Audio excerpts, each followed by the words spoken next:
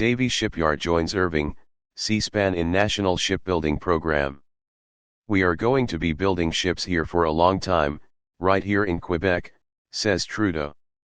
5 years ago, federal officials downplayed the notion of adding a third shipyard to Ottawa's marquee shipbuilding strategy.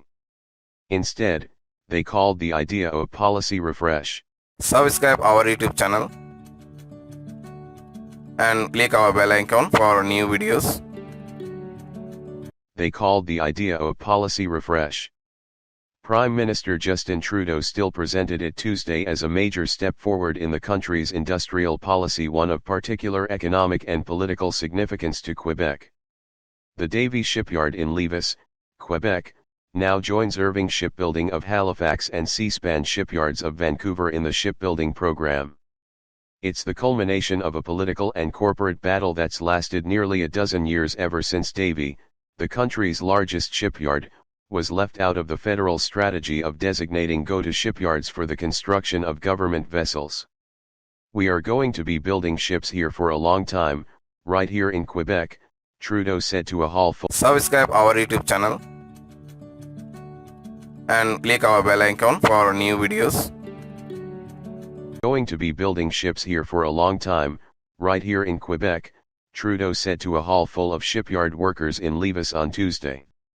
Conceived under the Conservatives but embraced by the Liberals, the national shipbuilding strategy has been plagued by delays and ballooning cost estimates in the construction of both warships and civilian vessels. The agreement announced Tuesday to include Chantier Davie in the strategy means Ottawa can finally open negotiations to build 6 icebreakers and 1 polar icebreaker. Those vessels were promised by the Liberal government almost 2 years ago. Trudeau took a shot at the Conservatives, saying that the government of former Prime Minister Stephen Harper chose to exclude Chantier Davie from the strategy. He said that his Liberal government has been working since its election in 2015 to bring Davie into the fold. The Conservatives were not interested in doing this, Trudeau said in French. In fact, the Davie yard was considered in the initial round of bidding for the strategy in 2010-11. Davie lobbied hard to be included, but, at the time, it was still emerging from bankruptcy protection.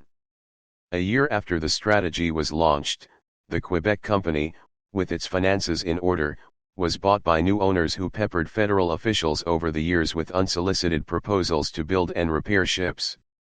Many of those pitches were rejected, including a handful put forward under the Liberal government. It wasn't until 2018, when the 2 other shipyards were signaling they were unable to meet deadlines under the strategy, that the Liberal government began looking seriously at adding a third shipyard to the program, according to Federal Department of Finance memos obtained by 24newsread.blogspot.com news under Access to Information legislation.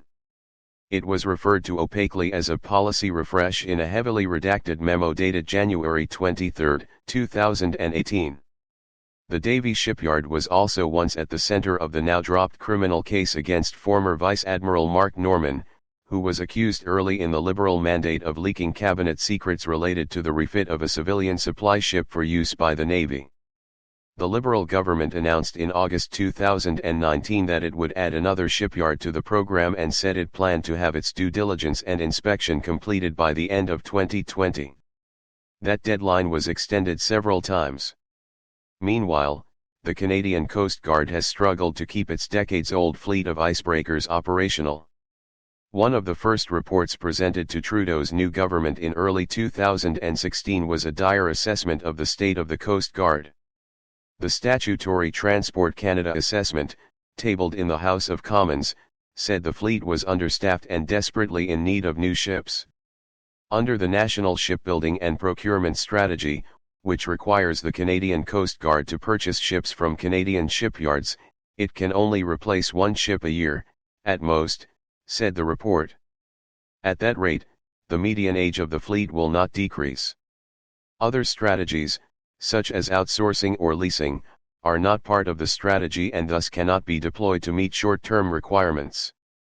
Almost 7 years later, the Prime Minister used many of those same arguments to praise the decision to bring Davie into the program. He did not, however, provide an estimate of when construction of the new icebreakers will proceed. The federal government has spent hundreds of millions of dollars to refit and extend the life of Coast Guard cutters, whose average age is now over 40 years. Cannot be deployed to meet short-term requirements. Almost 7 years later, the Prime Minister used many of those same arguments to praise the decision to bring Davie into the program. He did not, however, provide an estimate of when construction of the new icebreakers will proceed. The federal government has spent hundreds of millions of dollars to refit and extend the life of Coast Guard cutters, whose average age is now over 40 years. Subscribe our YouTube channel and click our bell icon for new videos.